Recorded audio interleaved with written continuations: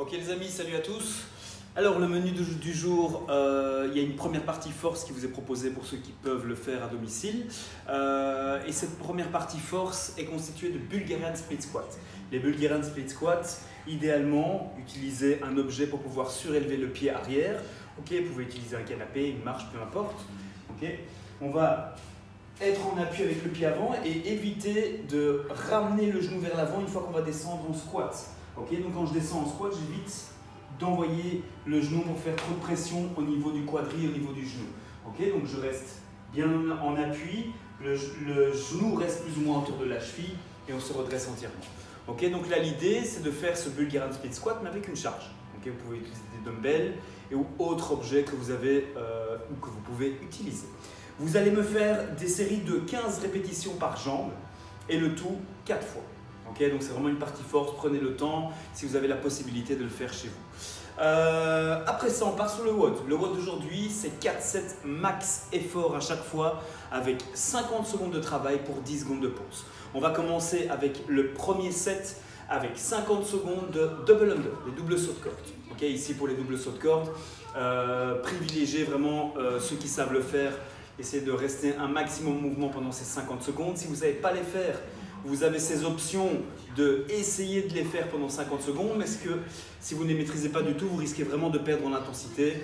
Donc soit vous pouvez faire des sauts au-dessus d'un objet, okay, on essaie d'en faire un maximum pendant 50 secondes.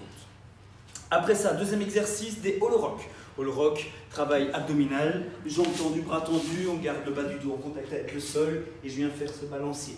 Okay, si on a du mal, on vient fléchir une jambe, fléchir l'autre, pouvoir ramener les mains vers l'avant. On essaie vraiment de rester pendant 50 secondes en mouvement. 10 secondes de pause, on passe au troisième exercice des goblet squats. Les goblet squats là se feront avec un objet, une dumbbell, kettlebell, l'objet que vous avez utilisé, et on descend en squat, on casse la parallèle et on se redresse entièrement. Okay, et enfin, on termine avec hand release push-up, max hand release push-up. Hand release push-up, je le rappelle, position de pompe, une pompe, je retire les mains du sol et je monte les hanches en même temps que les épaules. On peut effectuer le même mouvement sur les genoux. Au bout de ces 4 exercices, vous avez 1 minute de pause. Okay, et vous faites le tout 4 fois. Okay, donc l'idée c'est vraiment essayer de mettre de l'intensité, de faire un maximum d'efforts pendant ces 50 secondes de travail.